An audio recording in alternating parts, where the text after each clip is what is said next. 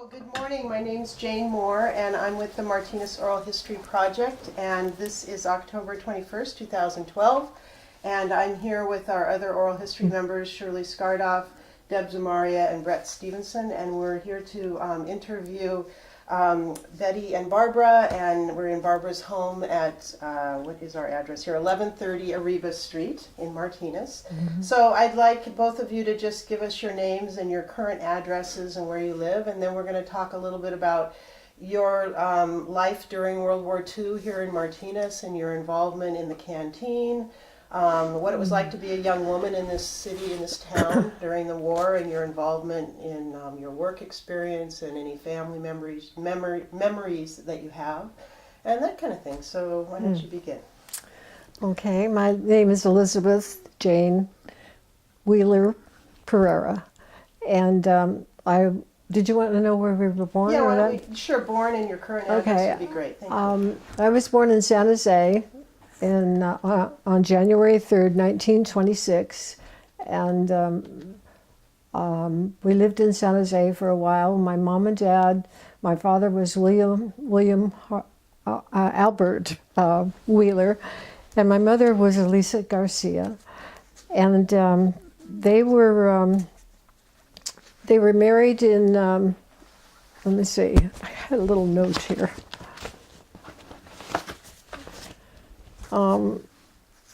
They were married in the Catholic Church in Salinas on July 29th, 1912. And I live on, now live in, well, how we got to Martinez was that my dad worked for the railroad companies, I think it was Southern Pacific, in the office, and he was in charge of the telegrams that came through.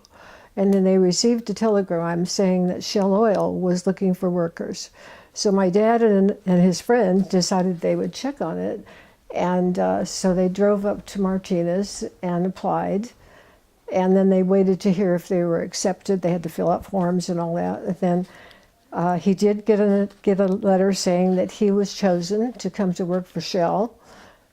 And at that time, I think they were making $5 an hour. No, a week, or was it an hour? It must have been, I can't remember. I got that goofed up. But anyway, that's why we came to Martinez. And when we got here, we, of course, had no home. I was 6 months old, and my brothers, Bill and Bob, were the two brothers I had at that time.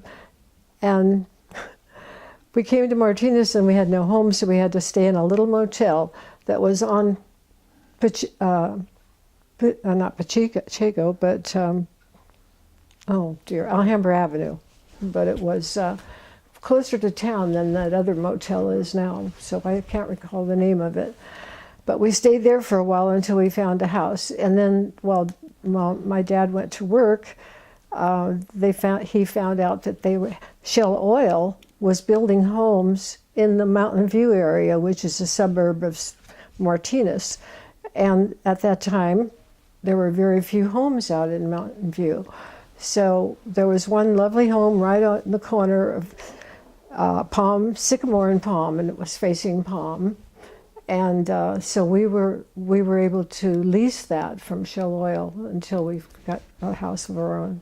So, but you can't believe how many, how few of the homes there were, and how far apart they were. We had to walk quite a ways to even go to one person that we knew, and we knew all the children out there, and very few girls. So I had to play with the boys all the time. And so that was rough. But anyway, I live now on Arriba Street, the opposite end of town from Barbara's, and it's 071 Arriba Street, and everybody questions that, and they want to leave it off, and I say, well, no, it's necessary for the mailman, because we have a 0071 up higher, and we have some that none of the numbers are in any sequence on my street. I mean, really, they have some numbers down here with this, and then something go here, and then by the time you get to the top, you get a block of zeros. So anyway, that's where you are one now. of the strange things, strange things happening. Let's see. Did you want to know anything else about? Well, let's let Barbara give Okay. us her info. Barbara, so you want to go ahead? All right. My name is Barbara Young Fierner.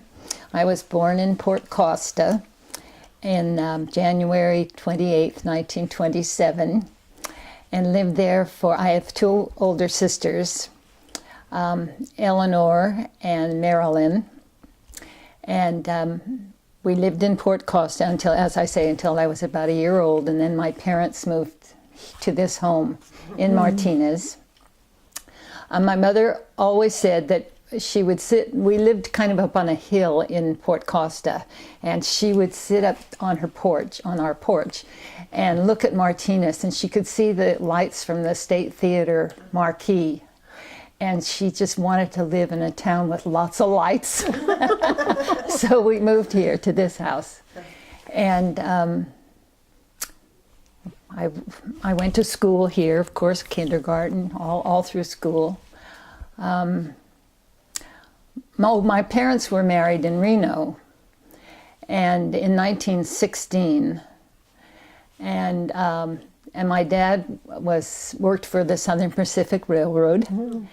And when we were in Reno, or they were in Reno, he worked in Sparks for the railroad. And then they moved all over, and with him getting jobs with the railroad. And so that's how we ended up in Port Costa and then Martinez. And my dad retired from Southern Pacific, and he was a yard master here at that time. And you have children? You raised your children? Yes, I have 3 boys, Scott, Mark, and Todd. And Scott lives in Arkansas, and Mark lives in Martinez, and Todd lives in San Ramon. And I have 5 grandchildren and 2 great-grandchildren. That's great. Well, thank you. That gives us some good background. Both of you have similarities with your fathers working for the railroad, moving and the here at a birthday in very young January. age. It's really interesting how those worlds kind of come together. Right. Mm-hmm. So, Betty, would you just tell us a little bit about how you met your husband, Earl? And I know he was a little bit older than you were, and where were you married, and where was your reception, that kind of thing? Yes. Let's see. I was working at Coast County's Gas, and with Betty Olson, and we had started this club for commercial girls. And one time, while Earl and Buster Mayer were directors for this for the plays, and Buster came to us and asked us if we would ask our girls if they wanted to come to the meeting at the little theater. And I said, why? And I said, he said, because we have a place for them in our play. And I said, all right, I'll see if I can get some. So we asked around, and we took about 3 or 4 people there, and what he wanted us for was that they were going to have a canteen scene, and they wanted all the girls to be there. You know, they didn't have any that would volunteer from their group. But anyway, so our group really stepped up, and I think 5 of them did the canteen. At that time, Betty and I, we both said, no, we don't want to be a part of it, you know. But we did join. Betty and I joined the little theater, and after being there for a while, I didn't want to be an actress or anything, but I was interested in doing the makeup and the backdrops and decoration and all that. So that was my duty. But Earl was a great actor. He studied in San Francisco, and he also could direct plays very well. And so anyway, after I'd been there a while, he asked me out to dinner. And I didn't really know him that well, and he was older, and I thought, I don't know if I really want to go out with him, so I turned him down the first time. And then the second time he asked me, he said, well, if we'd like to make it what did they call it when they, what? A double date. A double date, yeah. He said, we could have asked, what was his name, Buster if he would like to go and bring one of the girls. So I said, oh, fine. So I chose my girl, and that was Lucille Lipanovich, I remember. Oh, really? Yeah. And so anyway, she worked at the Shell Chemical Lab, yeah. Great gal. Anyway, we went to this place for dinner, and guess where we went? We went out to Port Costa. Well, they had a great place for dinner there, didn't they? Did you ever go? Yeah. And so we had a great time, all of us. And then after that, I did go out with him again, and that proceeded till another. I think we weren't known each other very long, but we did wait 6 months before the wedding, after the engagement. So I can't remember when I was engaged, but anyway, so that's how I met Earl. And he had been in the Navy, and or with the Navy, because he had been a merchant marine. But when the war was on, anyone that was assigned to a Navy boat automatically became a part of the naval system. And that's the discharge they gave, that from, they called it, I guess it was just called the U.S. Naval and Reserve Corporation, Corp or whatever. Anyway, I don't think I told you anything about my family. Earl and I had 3 children, 2 boys and a girl. My oldest son is living in Martinez, John, and Matthew is in Sebastopol, has his businesses in Santa Rosa, and my daughter is now in San Francisco. And I see a lot of my family here, and it's a lot of fun because I have 3 of the most darling grandchildren. I have 3 boys in Sebastopol, and so it was really odd that my son had all the girls and my Matt had all the boys. But anyway, I see them once in a while, and they take me out to dinner, and we have a lot of fun. A thing that our family has done for years and years is we have gone to Stinson Beach every year. We've tried not to miss, because they love it. It's a beautiful 3 mile of sand, and no commercialism on the beach at all. So it's the most pleasant place to go, and we always go and spend about a week there. Nice family tradition. Yeah, very nice. It's a lot of fun, and we started taking the babies there, and they loved it so much that now they're wanting to take their children all the time. Yeah, now they're taking theirs. Isn't that great? The multi-generation. Yeah. That's great. Barbara, how did you meet your husband, Richard? Bob. Robert. I'm sorry, Bob. Okay, pardon me. Yeah. Yes. Well, living in Martinez, he was raised in Martinez too, and you just kind of know everybody. Yeah. And it was sort of, I went to a dance. I knew who he was. And yeah. Did you already have your eye on him? Well, I think. And anyway, he was with someone else, and I was with someone else. But my older sister after the dance, she invited everybody to her house for a party. And so he was there, and we started talking. And I think then the next day he called me and asked me on a date, and we went out. And that was it. Yeah. You knew right away. Yeah. Isn't that great? And so where were you married? We were married at the Congregational Church here in Martinez. Okay. And then you had your reception right here in this home, didn't you? In this home. Right here. We had, Betty was here. Oh, nice. Do you remember Betty? Trying to. Oh, tell us. Because I was at your wedding. Because you were married you didn't mention you were married at the John Muir home. Oh, I know, I That's didn't. right. Yeah. That's right. Anyway, We had 250 people in this house. Really? But my mother had died when I was a teenager. Okay. So it was my father and my older sister that arranged everything. And my father moved, I think, almost all the furniture out of the house. And it was fun. We had a great time. And my father ended up in the basement. He had made punch. And then somebody spiked the punch and down in the basement, and it was just fun. The spiked punch was in the basement. Anyway, That's great. it was a great time. I had a wonderful time, and so then we went off. But And then you lived in this house. and then when I got married, Bob and I had an apartment downtown on Main Street, which was great. Oh, wow. It was overlooking.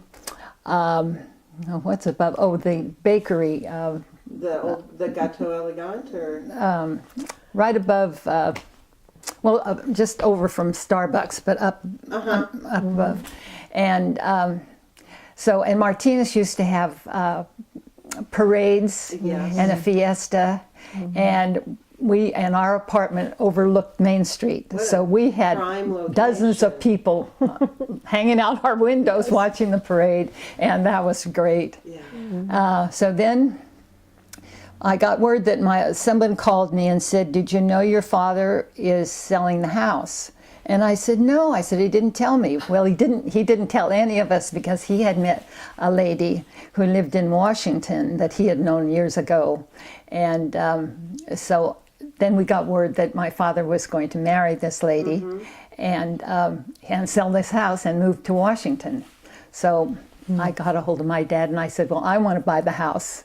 And so he said, "Okay." So he sold the house to us. Good. And Then you and Bob were able to move in back in. yeah, we moved in the same year we were married, in 1947.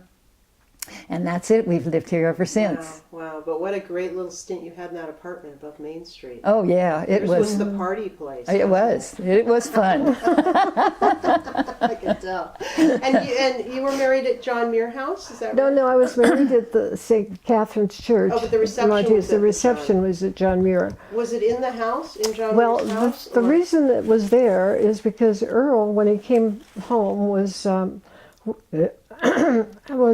working with Barbara and Andy Crease, who owned not only the mansion, but they owned Granshaw's. They bought out Granshaw's and kept his name, and they were both Barbara and her husband, and Andy and his, not the wife so much because she was a teacher, and I can't think of her name, Marion something, but Barbara's married name was, don't know now, but anyway, Schultz. She was married to Schultz, and so they had the store, and that's where I just said that. So when it came time for Earl to get married, they insisted that they take care of things, and so they said you can have it at our house.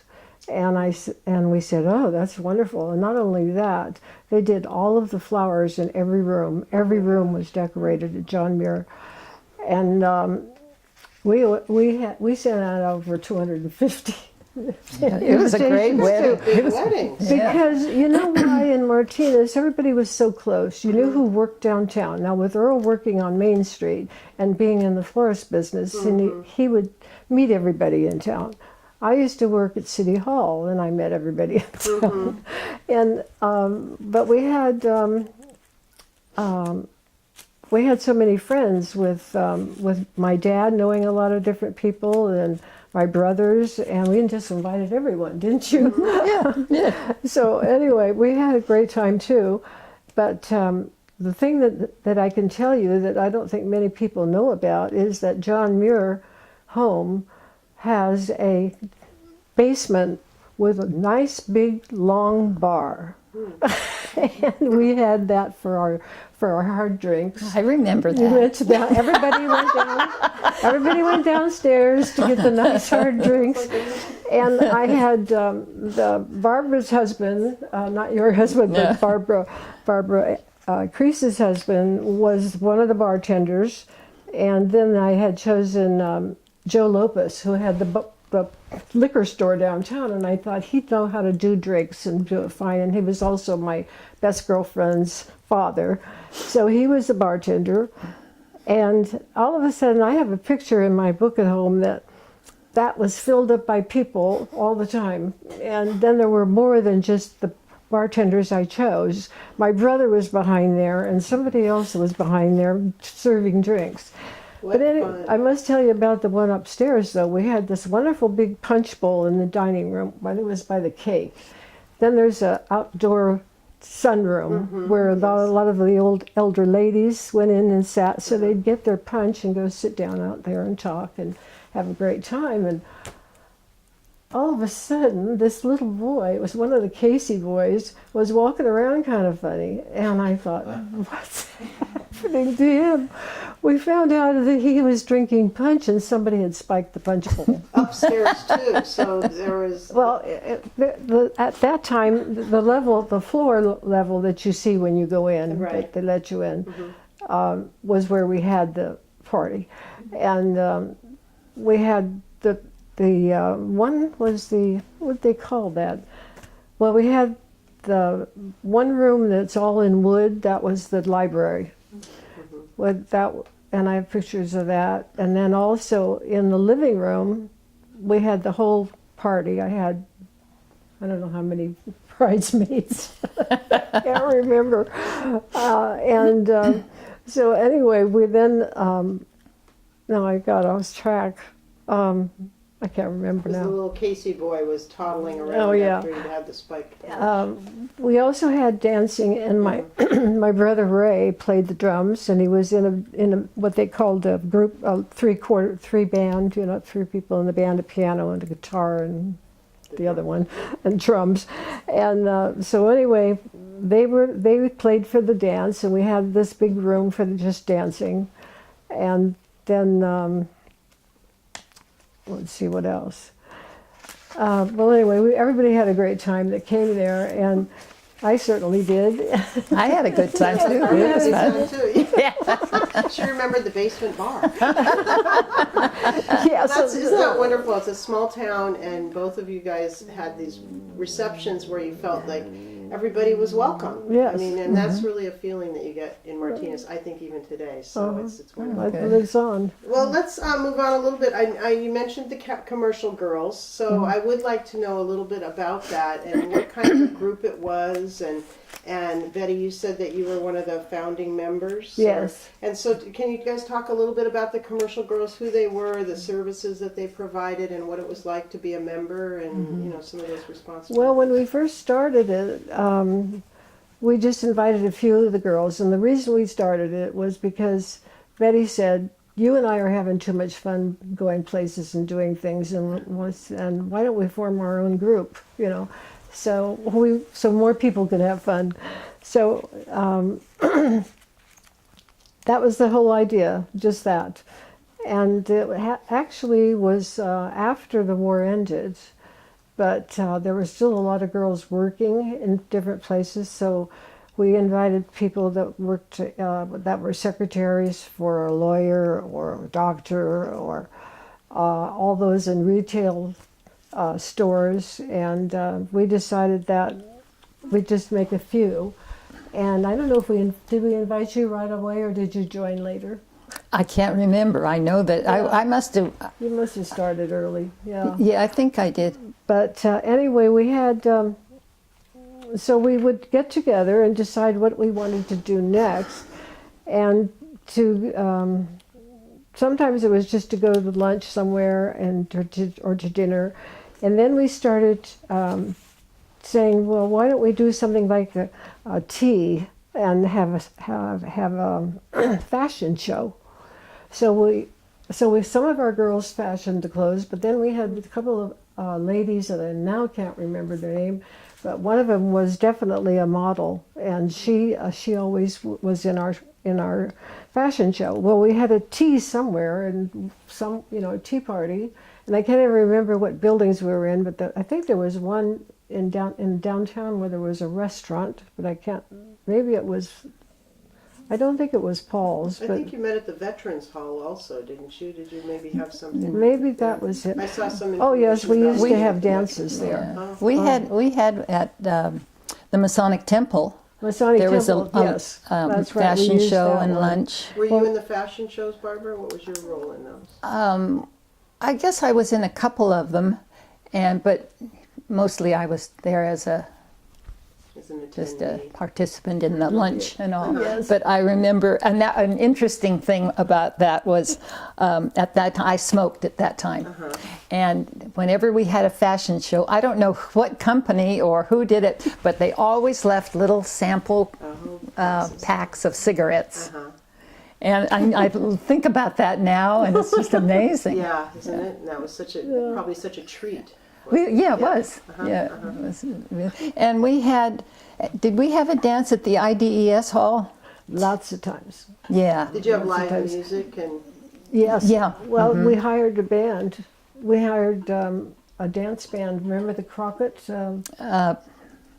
I know the name too. They were from Crockett. They were from Crockett. Pilata? Wasn't Benny Pilata? Pilates. Yeah. Yeah. And the way we would get our money, because didn't we have to pay for the renting of the building? I can't remember think that so. either. I'm sure we did. And so then we had to have money for that, but we allowed no drinking. We did serve soft drinks, and we never had any trouble at the parties. They were open to the public, but where we got our money was that we would have rummage sales.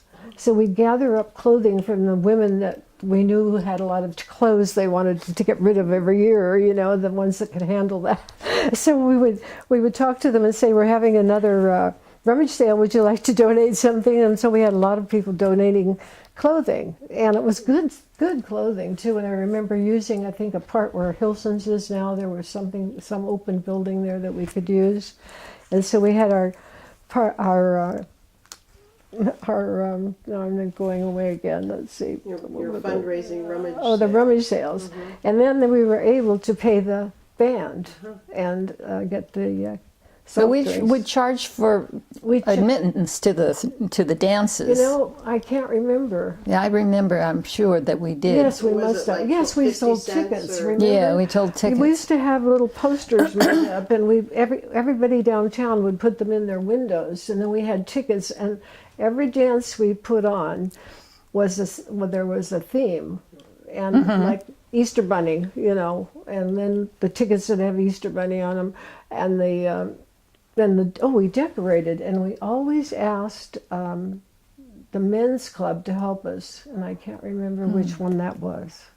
But they would do the high ceiling things, because they had ladders and things. So we decorated the whole place, and it was always in one theme. And this was all just to have fun.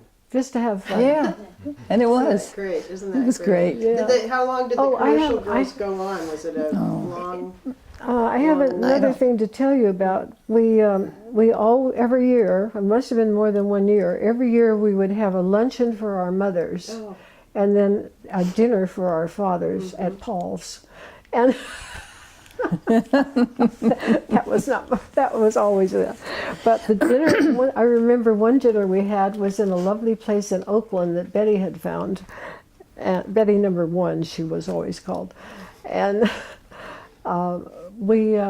I clearly can picture all the beautiful garden that we walked through to go to this restaurant, and we had quite a few of the girls bring their mothers, and we all bought our mothers a corsage, and we walked very proudly and a pathway into this restaurant, and people all looked at us because they thought, wow, what's going on, And then after we had lunch, we decided we would ask all the mothers how much their child weighed when she was born. Do you remember that? No, I don't remember that.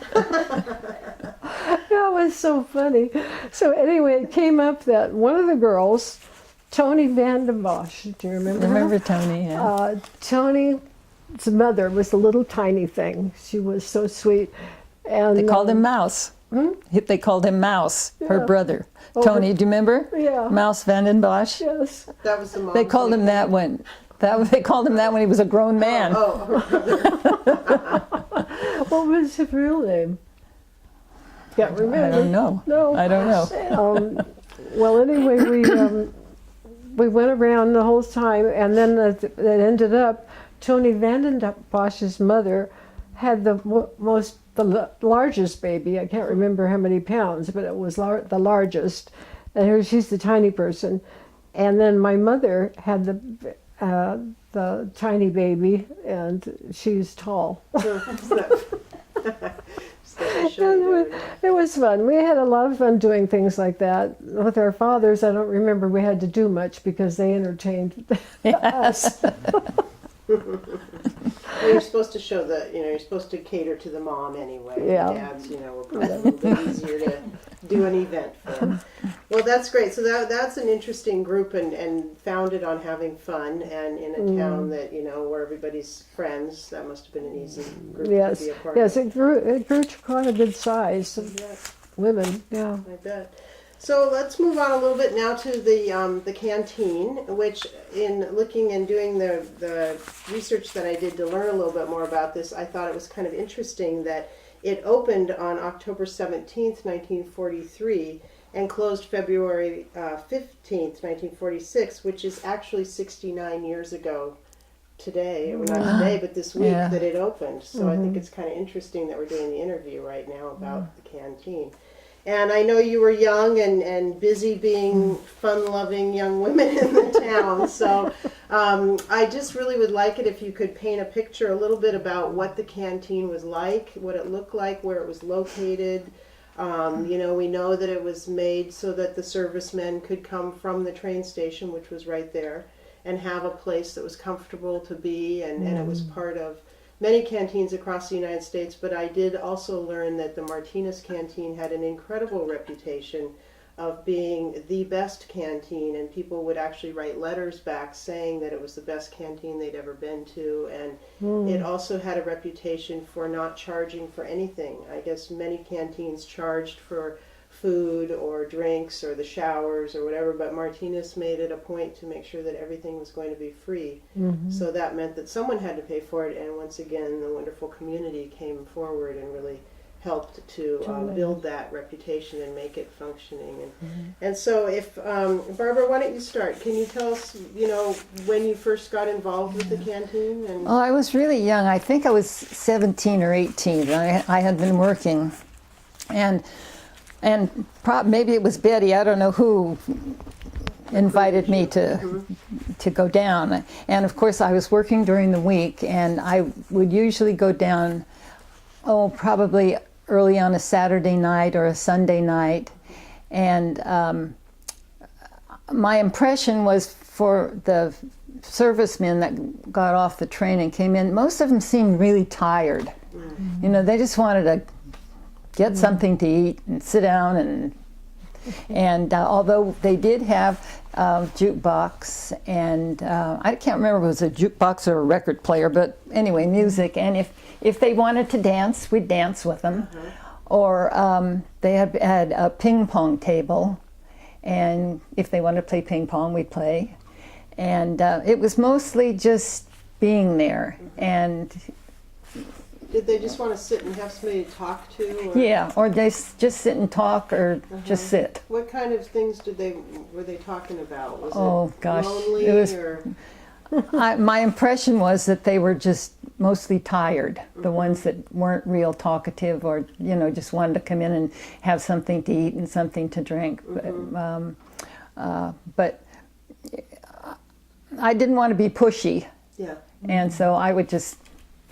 You were present. I was present. That was it. Yeah. And then were you part of did you make sandwiches? Did you do any of that mostly it was the older women had gotten everything all ready. And if they ran out, a couple of times they did run out of sandwiches, but they had the fillings all made. And so you just spread the stuff on bread. Right. And, but it was the older women, I think, that really did all the real majority of the work. The majority of the work. Starting at 4 a.m., I understand. Yeah. I know it was really early. Yeah. Yeah. But and that was my role. What do you remember about the inside of the building? Well, it seems to me it was knotty pine. Was it knotty pine, Betty? Do you remember that? It was really pretty. It was nice. It was very well done. It was homey, and it was always really clean. So, as I say, the older women are the ones that really did the hard work. Yeah. What do you remember about being there? In your Well, I just remember that when they came in, they were like Barbara said, they were very tired. Well, they'd been on those trains for a long time. Probably came across on a ship and one then took a train, you know, something like that from San Francisco. So anyway, they were more concerned about food, I think, than anything else, because I would always wanted to ask them, "Hi, what's your name?" And then I'd tell them I'm Betty, you know, and then I said, "Well, what would you like to have to eat? We have a lot of good food." And they said, so they would tell us, and then we would fill their plate, and then they could go, and then when we explain what was in the back room, they could have a shower, or there were cots to lie down in if they were tired. And I remember, I think they had a jukebox. I think they did. That was popular then. And I think for the drinks, I can't remember I know that Coca-Cola had something to do with it, so I think they had a stand where they could get their Cokes. And the only thing that you had time for was just to say, "Hi, what's your name and what would you like?" And then there'd be more and more at the what would you call that? The counter. Mm-hmm. But I do remember that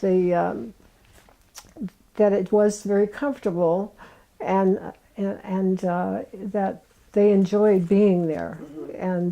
But they were very good about not taking longer time than they should, and you'd see people leaving and coming back, and other people coming in, because those trains came in one after another from both directions. Mm-hmm. And you never knew how many people were going to be getting off.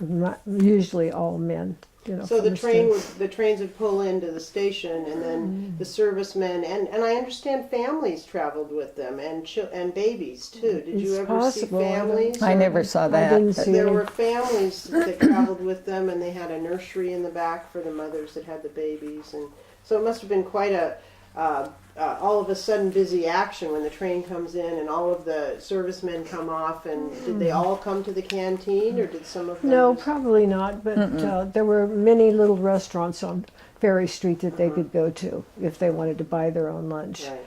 But in fact, there was one only just a half a block away that they could go to. You remember that one? Mm-hmm. It stayed open all hours. It's around the clock.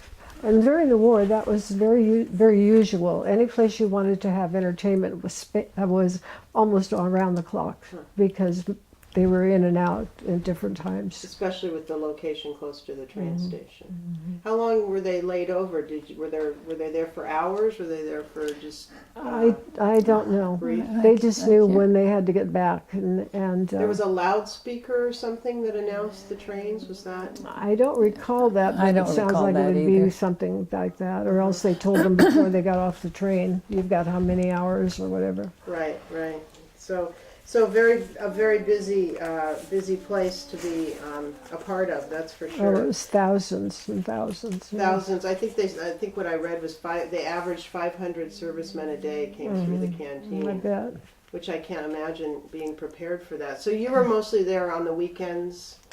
Yes, because we were working, and I probably didn't go as often because I don't know why, but anyway, it just seems that.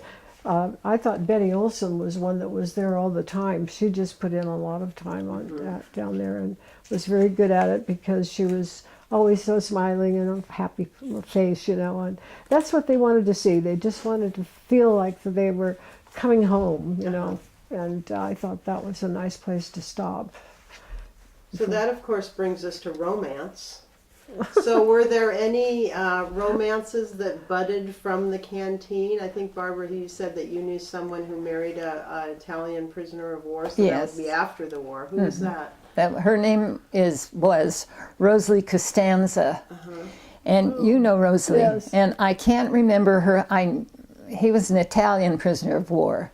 And I think that she met him in Benicia, and my understanding was the ones that from Martinez, women from Martinez, and maybe men too, would go over to speak Italian to these prisoners of war. And I'm sure that's how Rosalie met her husband, whose name escapes me.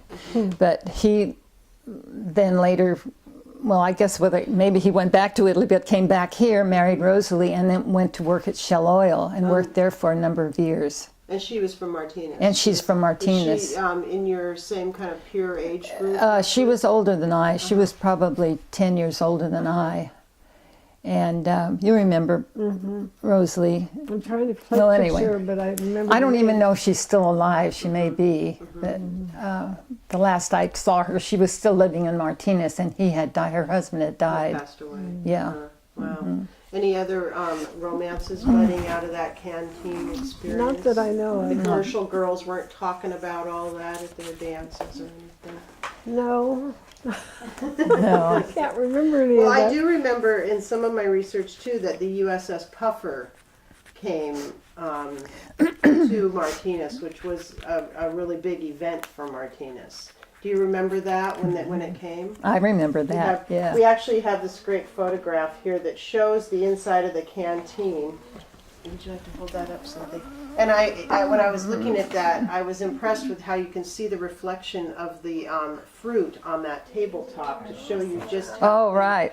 just how clean that tabletop really Yeah, was. did you want to see Yes. that? It was always very clean. Yeah, it was. It was But there was really nice.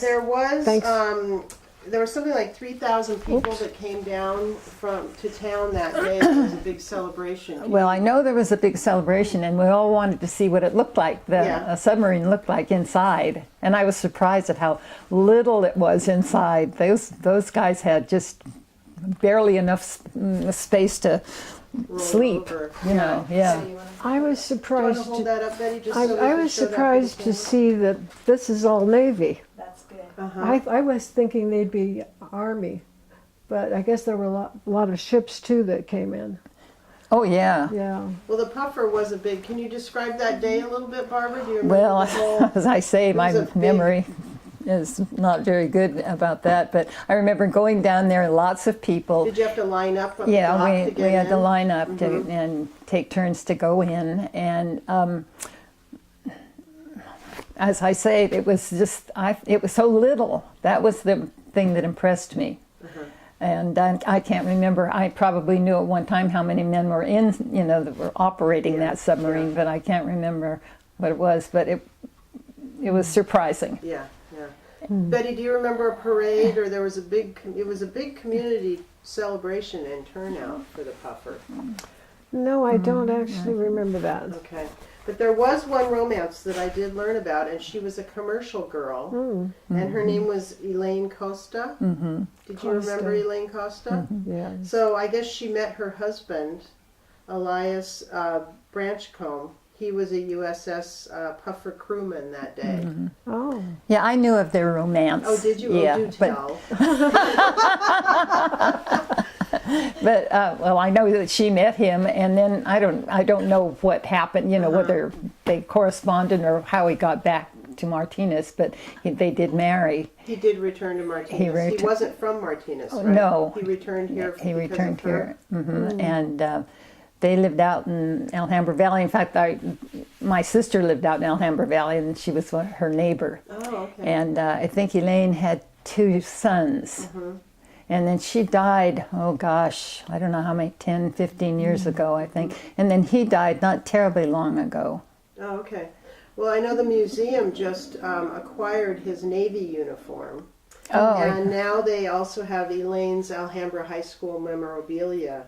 So they've been, they'll be remembered through the museum and their, exhibits there. So that's really nice. Oh, that's Yeah, I just nice. think that's so impressive. You think nowadays, that here comes a ship that is so important, and these 2 people meet, and something happened to keep them in correspondence. I'm sure that they were writing back and forth. oh, Yes. sure. And he returned here to marry her, and it's a lovely Yeah. story. It's Yeah. a lovely story. Her father was a policeman in Martinez. Oh, That's right. Yeah. Well, that was a smart move on his part then. You bet.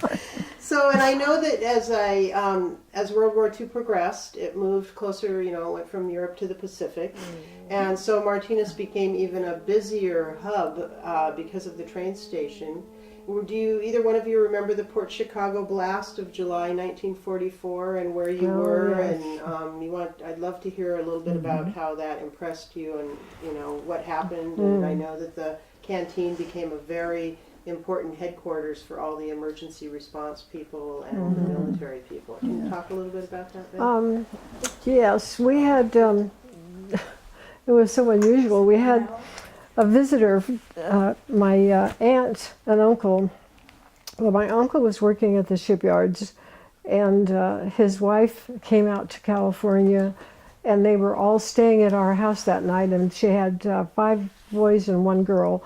So we had to put them all around the house on the cots and blankets and whatever, and they were sleeping there. And when the blast hit, the little baby, no, it was in the afternoon, wasn't it, that happened? No, at night. Oh, it was at night? Okay, because I thought everybody was ready for bed. And the baby was the girl, and she was out on, we had a back porch with a screened window, those block screens that were white. Do you remember any of those? If you had a regular screen, you could put a white finish and something like a plastic, I guess, in those days. And it would put that over it, and then the wind wouldn't come through. Well, my mother and aunt were visiting in the living room, and I was standing in the dining room, and the blast hit, and I thought, oh my God, we got bombed. I really thought it was a bomb. Right. I went to the back door to look out. I said I was afraid to look to see if there was a hole in the ground. I was so frightened, and then I thought, well, maybe it was shell oil. And I looked for smoke or anything. There was nothing here. And then my mother and aunt were trying to get quickly out to the back to pick up the baby to see if she was all right. And that white folding board that was there had fallen over on her on the bed that she was in, but she wasn't hurt. And oh my God, we were so worried. We had all these kids in the house, and everything was going on. My 2 girlfriends, Lorraine and Leota, were what they called. Let's see, they worked at the hospital, and what were they? They were like Yeah, had a name. nurses' aides. They were nurses' aides. Nurses' aides. Yeah. And they were called to duty right away to drive cars or what were the big cars called? The ambulances? The ambulances? No, yes, to yes, pick up people, and they went to Port Costa. They brought them back to the county hospital? Yes, and they were busy all day long and night long. And the scare was that everybody couldn't imagine it being that far away from Martinez. Yeah. So my dad walked out. No, it wasn't my dad. He wasn't there. It was somebody else. Well, anyway, I was involved. I heard the lady across the street's son had a radio. He was the radio man at City Hall. And he had heard it on his radio where it was. And so she came out on her porch and yelled at us, "No, it's not anywhere here. It's Port Costa." And we said, "Oh, you must be mistaken." And she said, No, I just talked to my son, and we got a message on the radio downtown, so it's true. And so I told everybody in the neighborhood what had happened, because they couldn't believe it. So later on, when everything was quieted down, maybe it was the next day, we walked down Main Street to see the damage. And at that time, Coast County's gas had this huge big window on either side of the door, and they were walled to ceiling. They were walled to floor to ceiling, and they were smashed in. Just from the explosion. The thing about it, everything on that side of the street was ruined. Windows were ruined, but the other side wasn't. So it's the way the wind blew. I mean, the force from the bombs and all was damaging. And it was the scariest thing we ever had. I thought, surely, you know, I thought, how could they stand it in London, what they went through, you know, and how could they stand it somewhere else where we're getting actually bombed every day? And I just couldn't believe it. Yeah, very scary. Where were you, Barbara, when that? I was here. I was in bed. It was about, I had been working all day, and I had gone to bed early, probably at 8:30 or 9 o'clock. Well, I think the explosion was around 9. I'm not sure. Yeah, I was trying But to remember. the only I didn't even wake up. My sister slept in the same bedroom as I, and she was a nurse's aide, and she got up and put her uniform on, and I did wake up and I said, you know, what are you doing? And she says, I'm going to the hospital, and she left, and That's it. I went back to sleep, and that was the end of it. The only thing that I do remember was what did wake me, I think, was the curtains in my bedroom blew way up high, and that apparently woke me up. But I just thought, oh well, and went back to sleep. So the next day I went to work. I was working at Shell Chemical here in Martinez. Our desks had linoleum tops. And fortunately, nobody was there because those desks were just completely destroyed, practically, with glass. There were shards of glass just in the tops, on our desk chairs. It was just every place. And as I say, it was lucky it was during the night, not during the day, because a lot of people would have been hurt.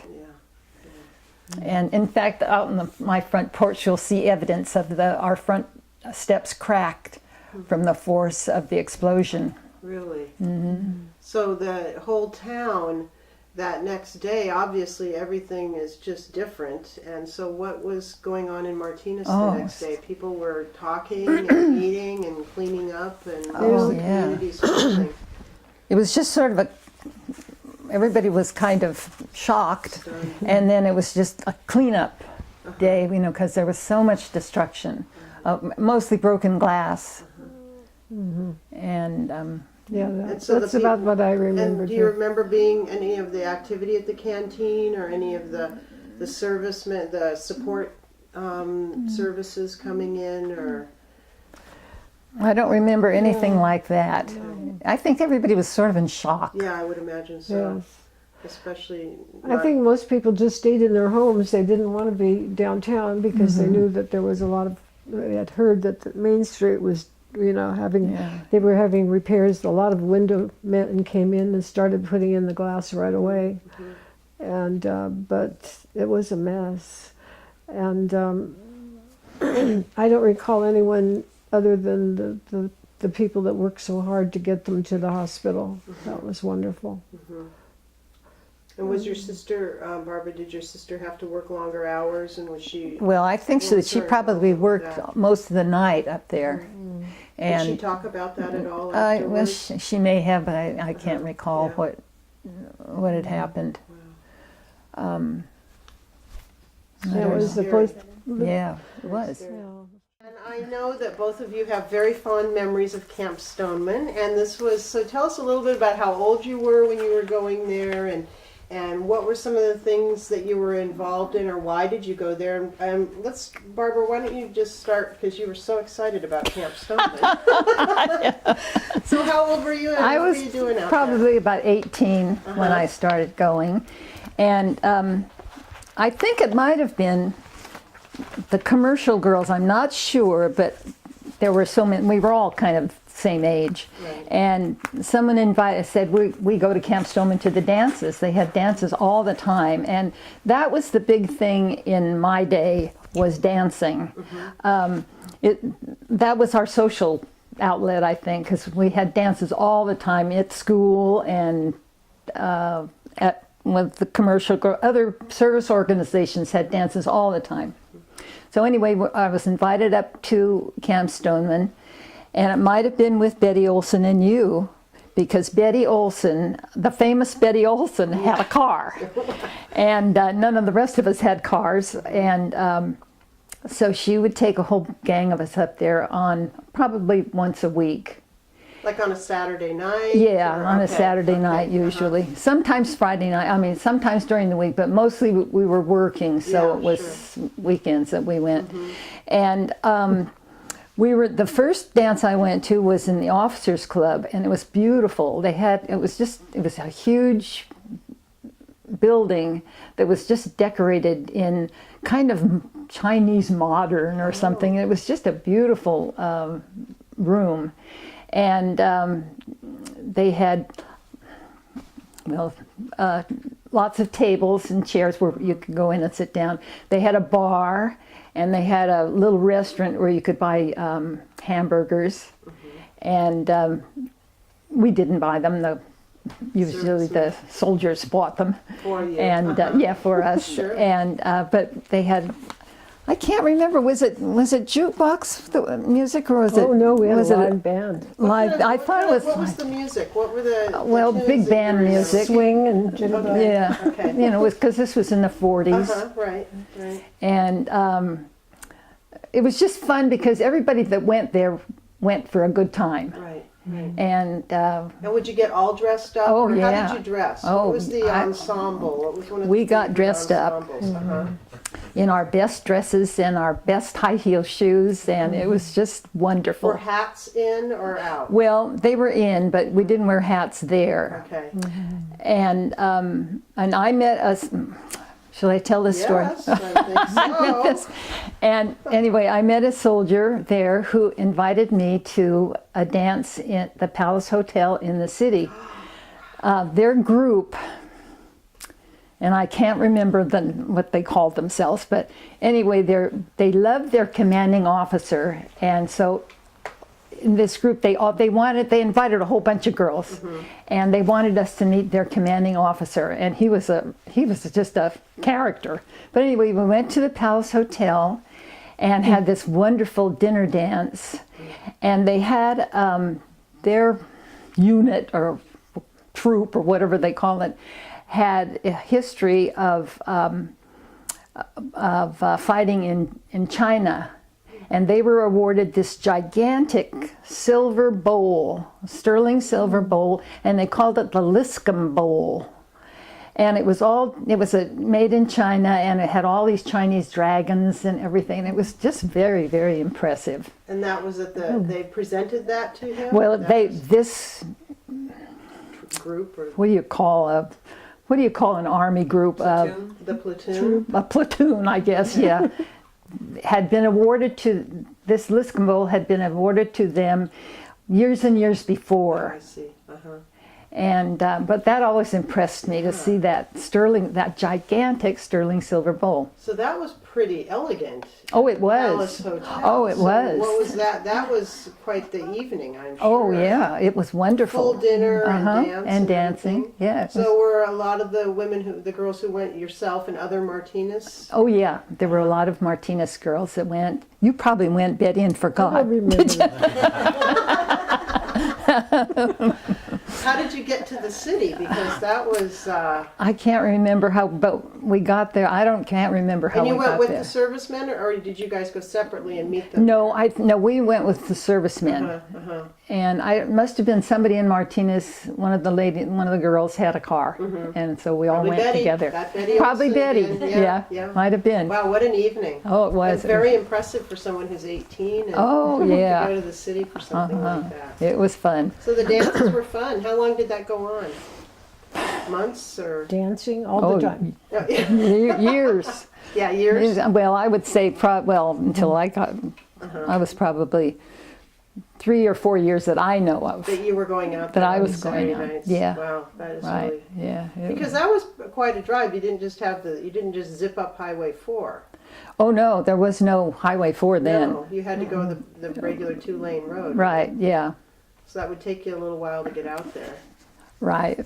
The anticipation in the car must have been something. It was because we had to. I remember all of us Don't tell laughing. many things. Yeah, I won't tell them that. Yeah, remember, this is going to be in the history books. Anyway, we'd get there, and the speed limit when we got into the camp was 25 miles an hour. Right. Well, we'd been zooming up there at probably 60 miles an hour and I remember Betty, our driver, saying, "This car is going to stall if I have to go any slower than this."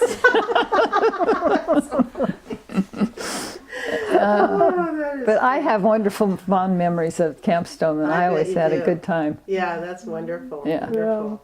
And Betty, I think you have other memories too. Yes, I do. Do tell of those, the waving and the Barbara described it very well, but I don't remember when your first trip was to the no, I can't even think of it. That was Saturday night when we met. Went to the what hall was that? That you mean the officers club? Officers Club. You described it, but do you remember that we had, there was an upstairs, you had to go upstairs and the bar was upstairs, and then downstairs were booths, and they were on both sides of the building, and they curved in, and you would have maybe three officers sitting in a booth, and then one would get up and go and invite a girl to the booth with them, and then they had already bought their liquor upstairs and had it all ready for us.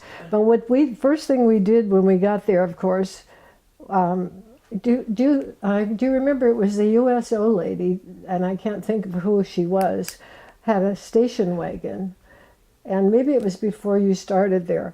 But that's how Betty and I went to our first trip, was with her. And Not with Mrs. Bray? Mrs. Bray? I don't know if she lived in town or if she was. No, not Leela Bray. Yeah. No, it wasn't her. Well, anyway, we would go. This lady would. We would walk down to the depot. The train depot to meet up. And because nobody used cars to walk around town, we all Right. walked because you didn't have much gasoline, So we had coupons for that.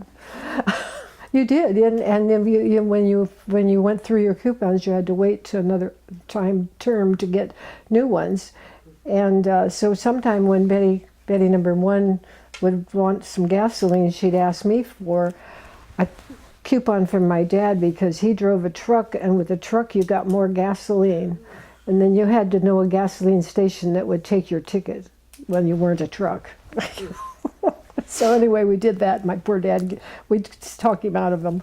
But anyway, when we went to the officers club, the first thing we did when we got there was go upstairs to the restrooms and comb our hair and fix it.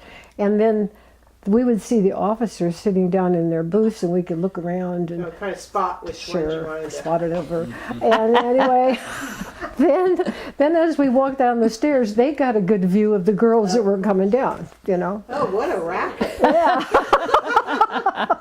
And were either one of you ever nervous about, being there with these servicemen? And No. As I said, I never felt like a just fun. teenager. Right? No, I mean, you didn't have that sense, and that's a wonderful thing that you didn't feel like that you weren't made to feel like that either. That No, we just wanted to go dance. Yeah. Yeah, that's what we did. We just wanted to The main dance. thing, Yeah. dancing. Uh-huh. And so, and if they knew you were a good dancer, you didn't sit down once. Right. You kept dancing with different. Did you dance with different? I was just going to ask that. Officers. So you danced with different officers Yes. all the time. It wasn't Yes. Oh, yeah. just one-on-one yes. for the whole evening. Until you got to know one really well, it wouldn't let go. Literally. Anyway, you wanted to talk about the Waivers Club? Yeah, I know. And tell us about being part of the waivers and what that was. Okay. That was another thing I think that the lady that was the USO lady told us we would like to have some girls that would go out on Saturday to ride on the to get on the what was his name? The colonel's yacht, and then they provided 2 officers and lots of wonderful food. Did you go on that? Mm-hmm. And so we were you on the boat? Yes, I was on the boat. yacht or whatever. You were a waiver too? Yeah. Great. Anyway, maybe you could tell them who else was on it. What? Who else was a on it? waiver? Oh, Besides Betty and you and I. and well, like Pat Hovey Okay. and, oh gosh, probably Elaine Branchcombe. Yeah. And what about, there was two sisters that were in the Commercial Girls Club that went with us. I can't remember them. I can't remember. They were new to Martinez. Was this a frequent thing that you did, or? Well, anyway, what we did was we were asked to go on this yacht down from Camp Stoneman down to the bridge in Martinez and wait for the big troop ships coming in with the men that were coming into Camp Stoneman, and we were like a welcoming thing. And so after we ate a nice lunch, then we would go out and sit on the boat, and we'd be there. And then when the boats came in, we rode right alongside of them as they went up to Camp Stoneman very slowly, and we would stand out there and wave, and then You we'd were at the say, edge of the deck. and then we would say, "Anyone there from New York?" And then they would holler back, "Oh," make a big cheer, you know. And then anybody there from Illinois, and then just go on and on through the states until we got up to Camp Stoneman. So you came down through the Delta on the ship and having lunch and waiting under the Benicia Bridge. Is that where you Yeah, stopped? on the other side of it. Right, yeah. and then the big troop ships would come up from the water, San Francisco from Bay. San Francisco, and come in, and then you would travel back up with them, Mm-hmm. waving alongside and cheering them on. Now, so I'm sure you were all dressed up for this, also. Right? Oh, sure. We never didn't dress up. Yeah, for we it. Right. dressed up, yes. Right, We and didn't. hats were probably. Well, we didn't wear hats on board. No hats on board. But you were out there on the railing, just riding the whole way back up, waving to them. What a great thing! But we could sit on couldn't we sit on the side? if Yeah, we could wanted sit, to? yeah. So maybe 15 of you or something like that. Oh, well, No, more no. than that. Oh, No, more you than think there that. were more? Oh, I thought, didn't you? No, I thought there were less. Well, anyway, we had quite a little group. And you kind of did that at several different times. We did it every Saturday when the weather was nice. Right. They didn't drag you out. And then when we got to Camp Stoneman, we would go into the hospital there, and we would visit the men who were able to walk or be in wheelchairs to be in this hall, so that we could go and talk to them. And they had tables set up, so if they wanted to play cards, we would visit with them. And just, you know, they didn't want to talk about the war. Of course, you never talked about the war. Nobody ever mentioned a war, so we just went in there and talked about things like, where did you live, where did you go to school, and things like that, and just so that they had someone to see and talk to. Yeah. Did you write letters home for them, or did you ever do any of that? I don't think we I never that. did. No. It was mostly just so they could have some nice young lady sitting there talking with Yes. And we had music I in the suppose. background, and it was nice. Very nice. We spent the afternoon there.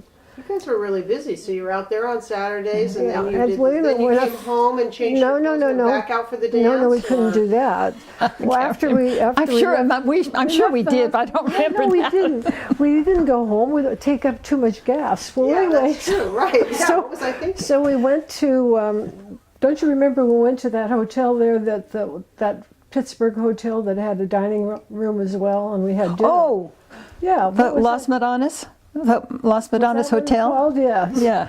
So it was a nice place to go, and they had entertainment, and they had I remember this one group from San Francisco that came and played for us all the time. We were having lunch, and then we had a lot of fun there, and then we would go back to Camp Stoneman to the Officers Club Yes. To the dances. to the For dance. dancing. Yeah, so you So didn't we- always come from Martinez for the dance. Sometimes you were already out there after being a waiver all day long, and then spelling yourself at the Los Madonnas Hotel lunch dining room. Wow.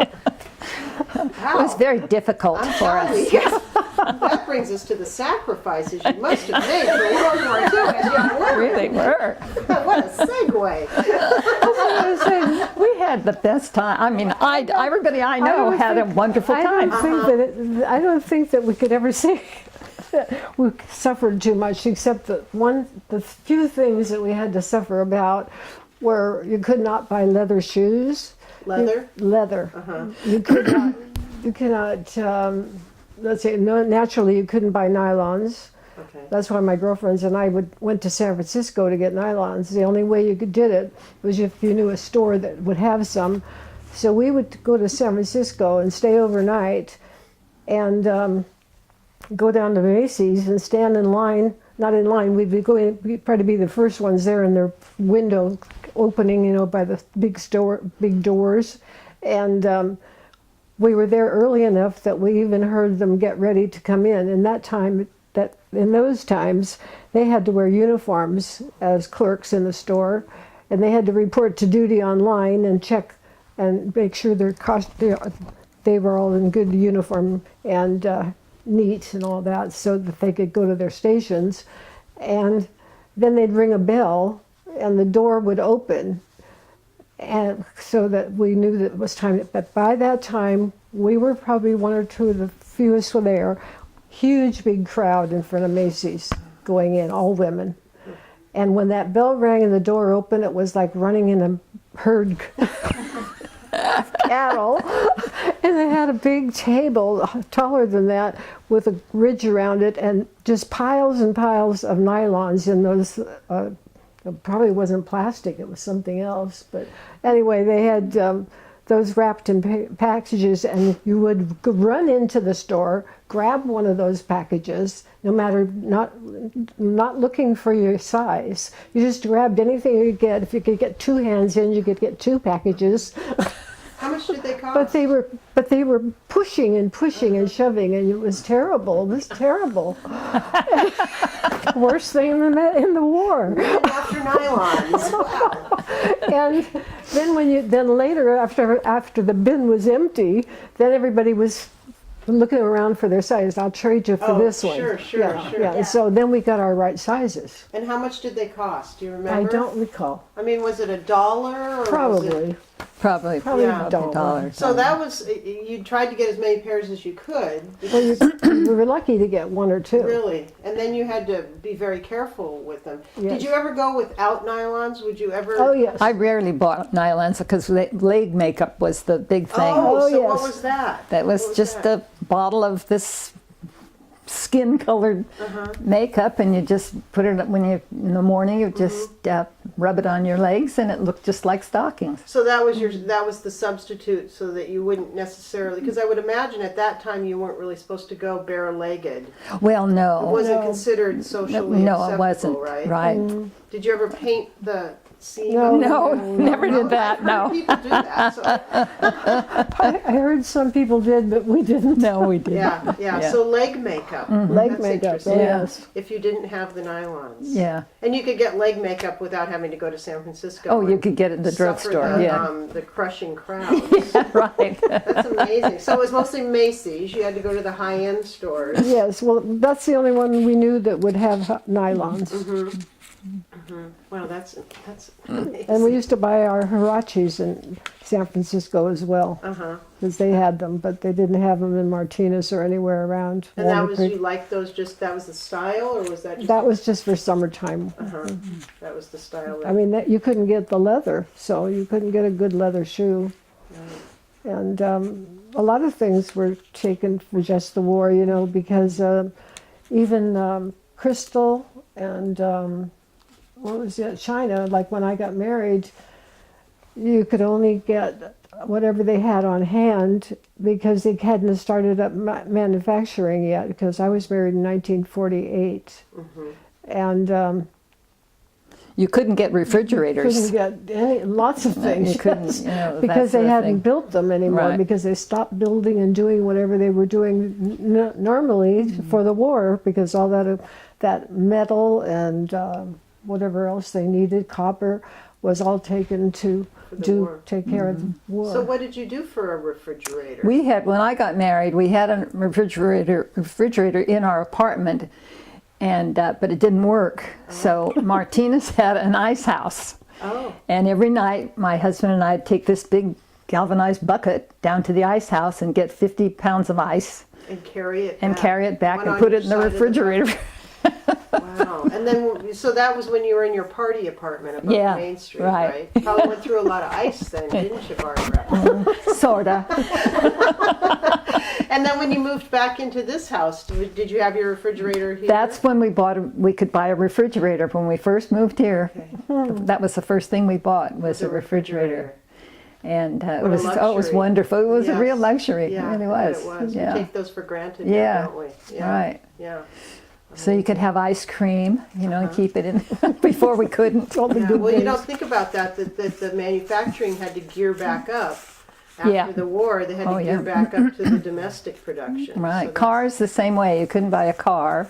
What was the first car that you were able to buy after the war? Well, my husband his mother had a car. It was his, and his mother used it. And then when he came back, he had his own, and it was a big old Packard. Nice. So you Yeah. didn't have to get a car. We didn't have to get a car for a while. Yeah. What about you, Betty? Did you have to get a car? Or? We didn't have a car for quite a while, and then we bought a second-hand car until later on we got a new Ford. Can't remember what to call them, but it was a big one. I wanted to go back to tell you something about Camp Stoneman. What was it? Oh, you missed telling them about the dances on Friday night. Stoneman? Yeah, did you go to those? Oh, are you kidding? Okay. Oh yes, let's go back. After this lady that was taking us up in the station wagon got more women to pick up, they sent out a excuse me. They sent out a big truck from the Army with the benches on the side, with the flapping canvas on the side in summertime. They would send it out to pick us up, and we'd ride in on that. And I can remember wearing that leg makeup on one day when it was so hot, and you crossed your legs, you wiped it off, and you couldn't replace it. So anyway. The other thing is on Friday night, that was only for the enlisted men. In summertime, it was outdoors. We had a live band. The live band that we had was a dance band, Army band, and it was wonderful. They played for both times. Friday night for the enlisted men, and again on any night that the, what do we call them? The officers. Yeah. Can't even think of it. Anyway, that we danced on concrete that was used for tennis courts. So we ran through shoes, Ruined our shoes. I bet you did. Yes. valuable things. But we danced at that. But there were thousands, I would say thousands, around there. We look outside and inside the building wanting to dance. And we would get on the dance floor with one man, and I'd have time enough to say, what is your name and where are you from? And tap, tap on the shoulder, there was another soldier. So that's as far as it went. You didn't meet anybody at that one, but you sure danced. And they let the other soldier cut in because they understood the importance of letting everybody dance. So. Yes, it was. They were very, very good about that. And guys must have been it went on for exhausted. quite a Well, while. it was the thing. Do you remember it was always windy out there? Oh, it was windy, and our hair was blowing. Yeah. That was the hardship we had to put up with. another Hair. of our hardships. And so you're both about 18 at that time and just really... Yeah. Barbara's younger than a year by a year, I think. Yeah, I think so. Yeah, so 18, 19, but what a wonderful time, you know. Yeah, it was. To be part of that whole, and to be able to provide that whole service to the servicemen. I mean, here are these guys who are from all over the country, and they must have been so happy to have, some personal, lovely young women to dance with who are so willing to sacrifice like that. And come out. And they were all really nice. It was nice they guys. were. They were there to Very have a good time. respectful. We Very were too. respectful. Yes, Yeah. good. Well, that was the time period where that was how people were raised. Yeah, I So suppose that that's was- right. Yeah, so that was good. Did you go to the dance that we had? I think it was in Moraga. We went to some place and we had several people there. In Moraga, no, I don't remember going there. Oh, okay. Well, I was thinking about one of the officers invited me out to go to a dance. I guess that was it. Anyway, I I wanted to tell you about another one. I met a pilot at Camp Stoneman in the Officers Club, and he was going to be staying at Camp Stoneman for quite a while for some reason. I don't know whether his papers got lost or mixed up or something. So anyway, he was there and he invited me out a lot, and so we did meet and have some nice dates in Martinez. And then I was near to my birthday on January 3rd, and also I was going to be turning 21. Wow. So my mother had made me a beautiful dress. She was a seamstress anyway, best one. And it was a long gown, and it was made of velvet, and it was dark red velvet, not a bright tomato red. And I picked out the design, and she did it. And my pilot asked me out for my birthday, and we didn't have a car. My brother did. So my brother loaned us the car. He wanted to know where I wanted to go, and I said I'd like to go to the Lake Merritt Hotel for dinner dancing.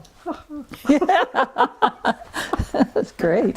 So we did. We went there, and he brought me a wristband corsage, and it was really wonderful. We danced, and of course their dance hall, they had it in the dining room, and it was just a little. Have you ever been there? Yes. A little square dancing or round dancing place. So anyway, we danced, and then we came back home, and that was just wonderful. My 21st birthday. What a great memory. Yeah. And then he and I corresponded for quite a while afterwards, and he had given me his wings, and that was supposed to have meant you were engaged, And so anyway, but then as time went on, it seemed that it was writing less and less, how things fade away. So anyway, it didn't amount to anything. It was for a while, but it didn't amount to either one of us after a while. So anyway, then after that I met Earl. And did you ever send him back his wings? Did you send him back his wings? I don't even know where they are. So did your brothers ever serve in the military, or your family members in World War II? Well, my husband did. My husband was in the Marine Corps. Okay, where was he stationed? He was in the South Pacific, in Oh, Guadalcanal and okay. Iwo Jima and all those And places. you met him afterwards. Yes, he had just gotten out of the service When you met when I met him. Yeah. So what were his feelings about that? Did you guys ever talk about that? He didn't talk much about it. The only time, one time, my sister asked him about what went on overseas, and he didn't really ever say anything. And this time, for some reason, he did. And when he talked about it, he got tears in his eyes. So Difficult times for him. right. Yeah, it was hard, I guess, really. When I see things on TV now, and I think, well, there's a book, The Naked and the Dead, written by, oh gosh, I forget. Anyway, Paints it's that awful. picture. Yeah, Have you read that, or? yeah, Yeah. right. So And you I had read that after I got married, and I said, gosh, Bob, I didn't know you were doing, this was happening, and he didn't. Didn't want to elaborate. He didn't want to on talk about That it. was gone. That chapter was closed. Yeah. Yeah, Yeah. tough. How about you, Betty? Did anybody in your family Yes, serve? I had my brother Bill, my brother Robert, and 2 uncles, and excuse me, my brother Bill was what they called. He was in the. He was an engineer. He belonged. I'm very sorry. Can I take a drink of water? No, it's just that it'll go away in a minute. Okay. So I'm going back to the doctor for. Anyway, I wanted to tell you that he had a job of. He went to training. Let me get that out so I can read it. I just want to read this to you quickly. That's all right. You came prepared. he was William Harvey Wheeler, and he was a graduate of Alhambra High School in 1934. And he also worked at the shipyards, and he was an electrician there. And he was married at the time, and he worked on the day shift at the yard, and then he attended Berkeley Cal at night. And then he and his friend found this notice that this company back in Boston wanted to hire men, train men, to go into the service to work on ships. So it was called the Signal Marine Corporation. And so he went, so they both applied for it, and they met a man in San Francisco who signed them up. But he had had a few drinks, and they thought, gee, I wonder if this guy is really knows what he's asking us and what we're doing. So they were smart. They went in the hallway, and they told the man wanted to know if they would sign the papers and go with him. And they said, we're not too sure, and well, can we tell you tomorrow? And he says, well, we have to know, but no later than tomorrow. Because he said, I'll be gone. So they went in the lobby and telegrammed to the company and asked about this man and asked if he was authorized to do this. And they said, oh, yes, he's fine. He said, yeah, your boy's going to join us? And he said, well, okay, if it's going to mean all it's going to mean, it says. They offered them free travel.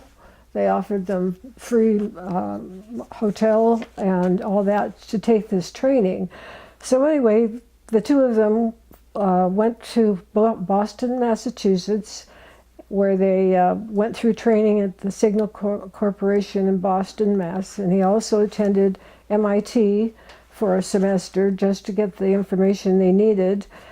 And he came out with a uniform was called a lieutenant commander. However, he was not a commander for the Navy, so he didn't have the stripes, but they had their own insignia saying engineering. So he had a crew of men to inspect all ships when they came to ports, and they checked for any need of repair or upgrade. And they inspected all types of ships, destroyers, troop transports, aircraft carriers, submarines, and some of them might need work on radar or sonar and all those things. And then the first assignment he had was in Remington Shipyard in Seattle, Washington. And then they gave him new orders to go to another ship at Portland, Oregon, YMS Bay, where they had minesweep ships to work on. And then they flew to Pearl Harbor at anti-submarine warfare, and they worked on those. So this was a very wonderful thing for my brother Bill, because he was very good at what he did, but he had an eyesight problem, and he would never have been able to join any of the services. And then Bill said the Navy was always trying to upgrade their vessels to be the best possible. And it was a lot of travel and a lot of good work, and he enjoyed it very much. Important work, and that he was able to do and serve his country where he, like you say, he may not have had that opportunity. Yes. That's really interesting. That is really interesting. Well, I also wanted to find out, I think we're kind of getting close to the end, unless you both have other things you want to talk about, but I wanted to find out where you were and how you heard the news about the war ending, and I know that you were both working at the time, so Barbara, do you want to tell us about it? Yeah, I heard about it at work. Where were you at Shell? I was working at Shell Chemical here in Martinez. And so, unfortunately, that day I was getting a terrible cold. It was this kind of summertime. Do you know when it was? When was that? Was that VJ? Was that VJ day? It was. Well, anyway, it's not important. But it was the summer. It seemed like it was a summer day. Yeah, August. And I was getting this horrible summer cold. So I went downtown after work to see what was going on. You'd already heard that it was. I'd already heard, and downtown was just chaos. It was just people. I believe we have a great photo. We'll let Betty hold it up for the camera. Okay. Can you talk a little bit about the chaos? Oh, it was just everybody in the street, dancing, singing, running Hugging around. and kissing, Yeah, yeah. it was just wonderful. And I just turned around and went home because I just felt terrible. You got to actually see it. And I got to see it, experience yeah. Yeah. And I talked to several people that had been down there, and they said it was fun. They had a great party, went to all the bars in town, and everything was just wide open. And that was my memory. You of wonder what the role of the canteen was. Was that like, you know, did it turn into kind of a headquarters for celebration or something? That's something I don't know anything Yeah, about. I wonder. I'm sure it was. Yeah. You know. Oh yeah, I'm sure Because it they must have stayed been. open well after the war, just to Yeah. help support. So it was, you know. Where were you, Betty? How did you I hear was about? working at Shell Oil in the office, accounting office, and they dismissed everyone as soon as they heard the war Did they do ended. a loudspeaker they made it. announcement? Yes, they came in and announced it, I think, and so then they dismissed everyone to go, and so we ran outside and joined everybody on Main Street. And later on, as it got darker, it looks like this one. That's when we had the Congo line. All down Main Street. All down Main Street, yeah, and everybody was doing the thing all the way down Main Street. Yay! And if you weren't doing that, they had their cars with horns honking and people just laughing and their radios on as loud as they could do it, and it was just marvelous. And the town was just filled with people, and I see in this picture it was also filled with Navy. Yeah. Well, we didn't have an actual port in Martinez for a big ship, but they parked. I think parked. They docked further down or further up. I mean, towards Antioch, and I think there was something there that they docked because then they'd take taxis into Martinez. But I'm sure that all the bars were filled. Probably, yeah, I'm sure. Yes. And running all night long, I'm Yes, sure. Undoubtedly. Yes, sure. Yeah. And it was a wonderful thing. We knew that all the boys were coming home. Yeah. It was just wonderful. Do you remember being at the canteen at all after the war, or do you have any memories of that? No, I don't have any more memories about the canteen. Because I know that one of the things was that they stayed open longer. They were one of the last ones to close because of the location and Oh, I the see. importance of the Port, Port Chicago and Stoneman. Well, see, you probably still had trains rolling Exactly. because the coming and going to Camp Stoneman alone would still have a lot to do. Yes, Camp Stoneman didn't close for a long time. Right. Well, they had all those dances. Did they have dances after the war, or just? No, I don't know, when I got was the married, the end of dances that. were Oh, over. that was it. Huh? No more dances. For Right, you. Less right. word with your husband. I But I'm sure you guys had plenty of fun together. Oh yeah, we did. Somehow I can't imagine that you would have gotten married and had all that. I wanted to add one more thing. Yes, please. You had asked us about our music. Oh yeah. My two favorite were Benny Goodman and Glenn Miller. Okay. So that was and that was Yeah, the music. and that of was the day. kind of Yeah. music we danced to. Right, Artie Shaw. Artie And Shaw. Artie Shaw. Yeah. So any live music that you had at these dances were full bands. They weren't just. It was the regular port band of Camp Stoneman. It was the regular camp. But big band, big but- bands. They were not just a few. It was a bands. big dance band. Right. Doing the whole. And they did, as I said, for both parties, parties night and anytime the officers club wanted them. So it was nice. Once you got to know an officer, see, you couldn't get through the gate and just go and go to the officers club. You had to have someone recommend you. So after you got to know an officer, he would give his name and say, "You can call my name, and then we'll open the gate for you." So that's how we got in. And They wouldn't in just let the your car in for the dances. No. You had to have an officer's name to be able to Yeah. get in. And that's on nights other than the ones that we went for the USO. The waving. Like with Betty having her car, we'd pack 2 or 3 or 4 people in there. Yeah. And then we'd have to give the name at the gate so we could go through. So because we went dancing every night of the week, Yeah. not just Friday and Saturday. You're going through those shoes. Right. it was worth it. Well, thank you so much. This has been enlightening in many, many ways, and I really appreciate you taking the We haven't- time and sharing your stories. And I know your families will love to hear what fun you guys had and what an important part you played in a community, you know, that was making people feel at home and comfortable when they were so far away from home and serving their country. It was not a sacrifice at all. I can tell you enjoyed it, and you participated, and you weren't afraid to get out there and experience life. So what a great testament to both of you. Thank you so much for joining us. Oh, well, thank you. Well, thank you for asking us. Yeah.